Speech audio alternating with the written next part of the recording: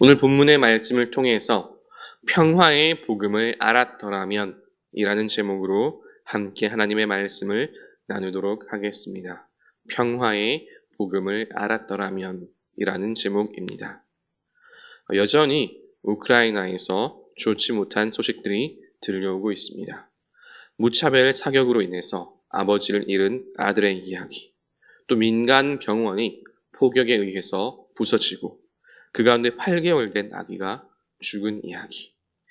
뿐만 아니라 이 모든 것이 훈련인 줄 알았다가 출전하고 전사한 러시아의 병사 이야기까지 한 지도자의 오판으로 인해서 너무나 많은 생명이 사라지고 또 전 세계적으로도 크나큰 피해를 감수해야 한다는 이 사실이 참으로 안타깝고 슬프고 또 때로는 분노가 차오르기도 합니다. 전쟁은 무슨 일이 있어도 일어나서는 안 되며 또 그 어떤 이유로도 전쟁의 당위성은 뒷받침될 수 없습니다. 오늘 말씀은 이와 같이 많은 생명이 사라지게 될 이야기, 소위 예루살렘 멸망에 대한 예언, 곧 로마에 의해서 예루살렘이 함락되며 전쟁에 대한 예언에 관한 말씀입니다. AD 70년경 후에 로마의 황제가 될 장군 티투스는 병력을 이끌고 예루살렘으로 진격합니다. 포위된 성 안에서 많은 사람들이 굶주림과 질병으로 죽게 되고 일부는 결사항전을 하다가 모두 죽음을 맞이합니다. 예루살렘은 완전히 함락되고 맙니다. 그리고 예루살렘 성전 역시 다시 한번 파괴되고 말지요. 오늘 함께 읽은 본문의 말씀은 이렇게 나타날 역사적 사실을 일종의 예언의 형태로 전하는 말씀입니다.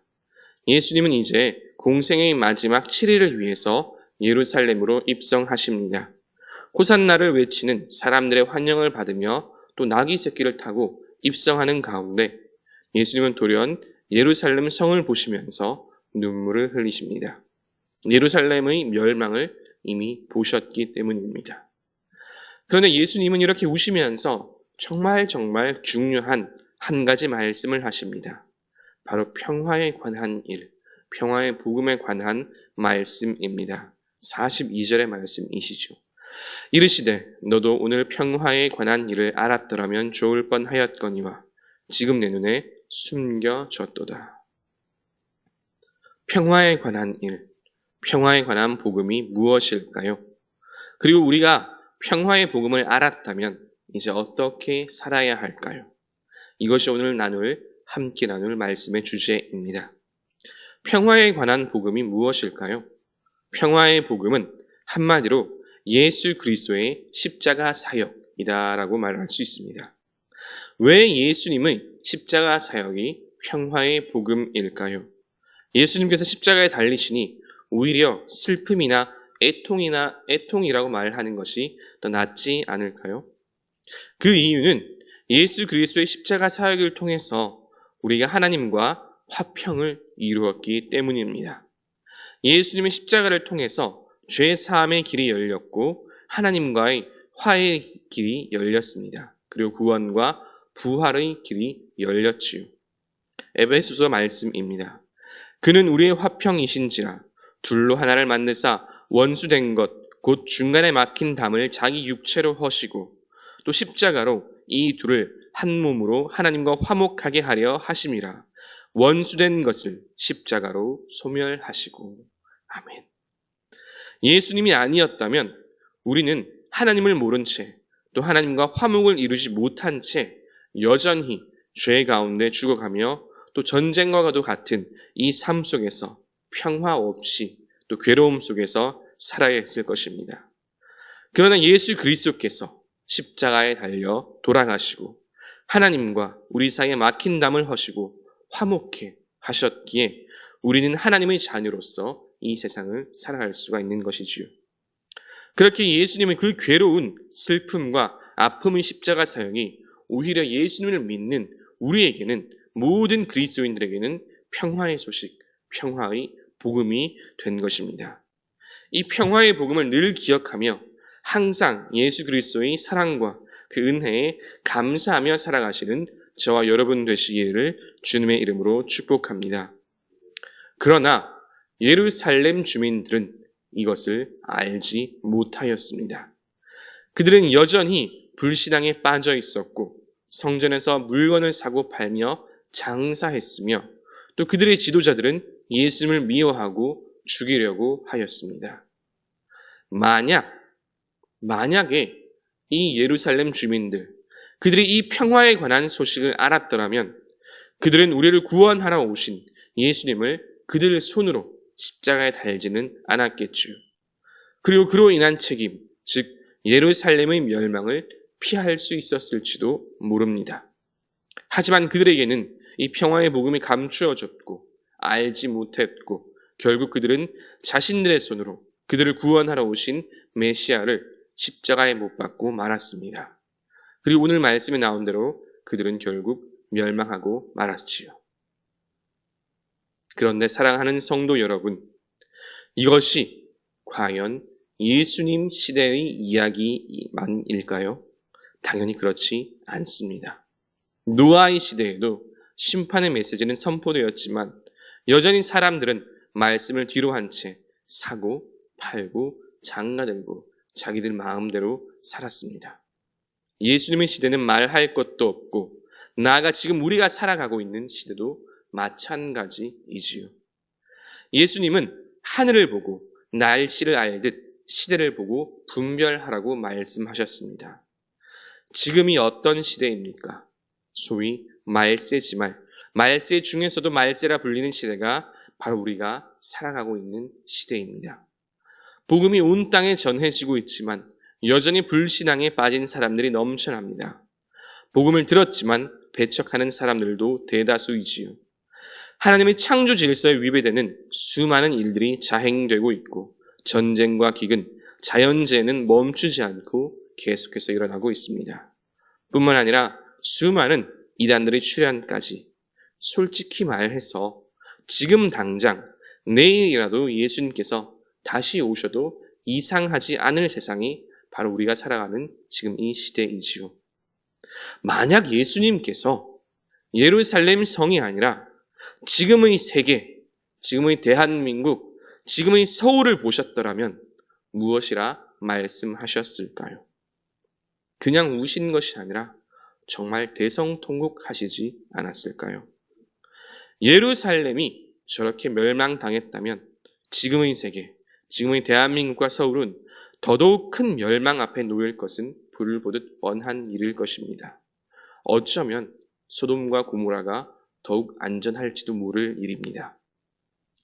그러나 사랑하는 성도 여러분, 너무나 다행히도 아직 우리에게는 한 가지 희망이 남아 있습니다. 그것은 바로 말씀을 보고 우리의 살 길을 찾을 수 있다는 점입니다. 말씀을 보고 말씀의 역사를 기억하며 우리는 새로운 길을 발견할 수 있습니다. 소돔과 고모라의 주민들에게 없었던 것, 예루살렘 백성들이 미처 몰랐던 것, 바로 평화에 관한 복음입니다. 우리는 이것을 말씀을 통해 알 수 있습니다. 우리가 예수 그리스도의 평화의 복음을 알고 그 말씀대로 살아간다면 우리는 멸망을 피할 뿐만 아니라 나아가 하나님께서 기뻐하시는 그 뜻대로 살아갈 수 있습니다.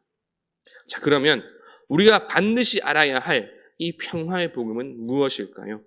그 첫 번째는 예수님의 십자가 사역입니다. 앞서 나누었듯이 예수님께서 왜 오셨는지 또 왜 십자가에 달려 돌아가셨는지를 알고 믿는 것입니다. 왜 예수님께서 십자가에 달려 돌아가셨는지를 알고 믿는 것입니다. 왜 예수님께서 십자가에 달려 돌아가셨습니까? 바로 우리를 구원하시기 위해서입니다. 우리에게 영생의 그 생명을 주시기 위해서이지요. 지난주 목사님의 주일 설교 말씀을 혹시 기억하십니까? 하나님의 뜻, 하나님의 일은 예수 그리스도를 믿는 것이라고 말씀하셨습니다. 우리가 멸망을 피하고 하나님의 자녀로 살아가기 위해서 가장 중요한 일은 바로 예수님을 믿는 것입니다.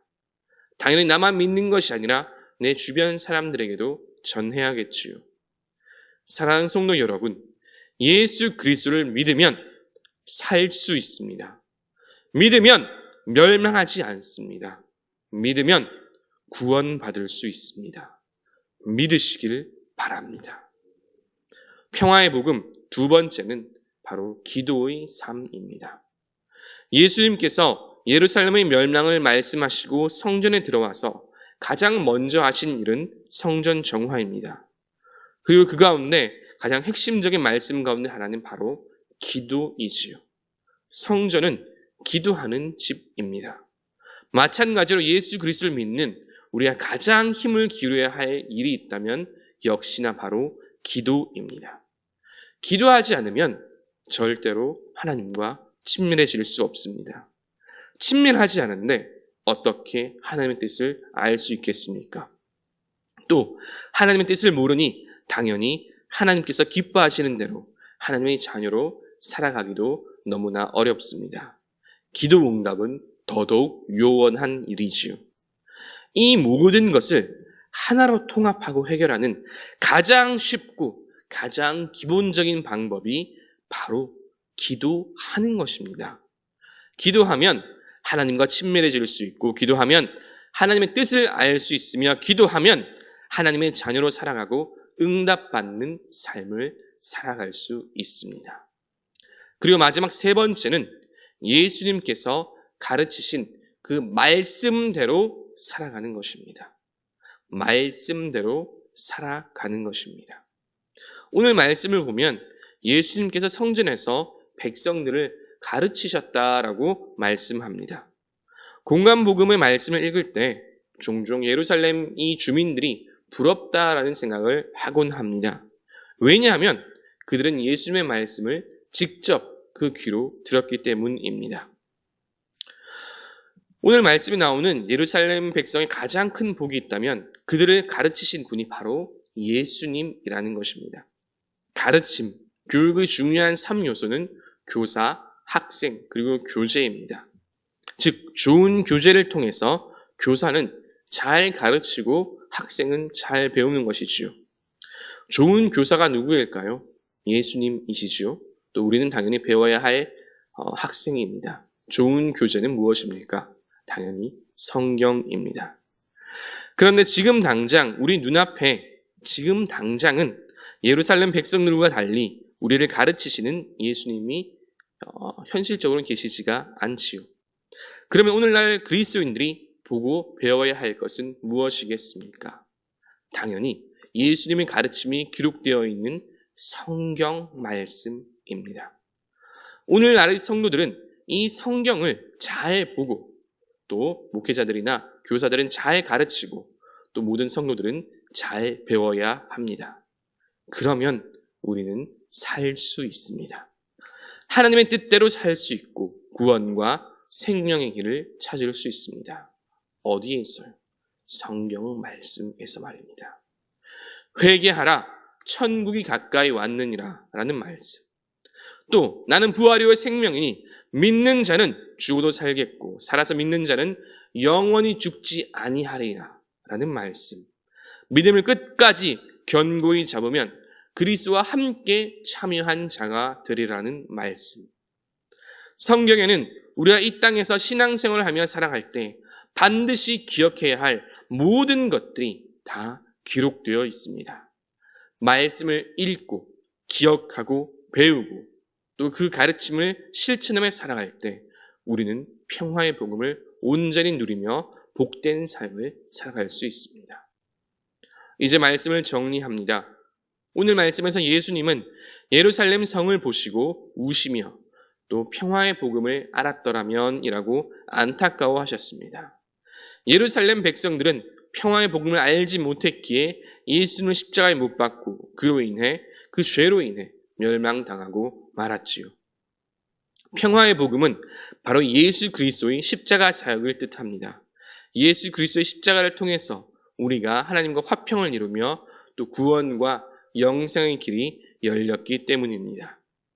이렇게 죄악이 관영한 세상을 살고 있는 우리에게 한 가지 희망이 있다면 우리는 말씀을 통해서 이 평화의 복음이 무엇인지를 알 수 있다는 것입니다. 예수 그리스도의 십자가를 통해 하나님과 화평을 이루었다는 것, 예수 그리스도를 믿을 때 구원과 영생의 은혜가 임한다는 것을 알고 믿고 살아가야 합니다. 그리고 말씀과 기도를 통해 하나님의 뜻을 구할 때에 우리는 진정한 평화의 복음을 누리며 살아갈 수 있습니다. 예수 그리스도의 평화의 복음을 알고 믿고 하나님의 뜻대로 살아가시는 저와 여러분 되시기를 주님의 이름으로 축복합니다. 말씀을 생각하시며 찬송가 201장 함께 찬양 드리시겠습니다.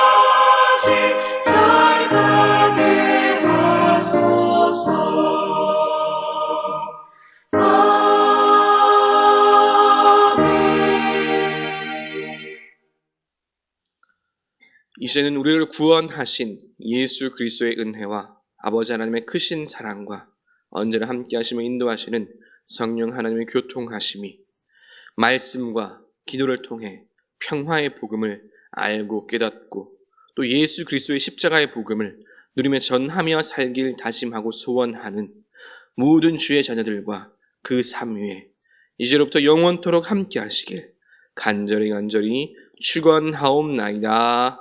아멘.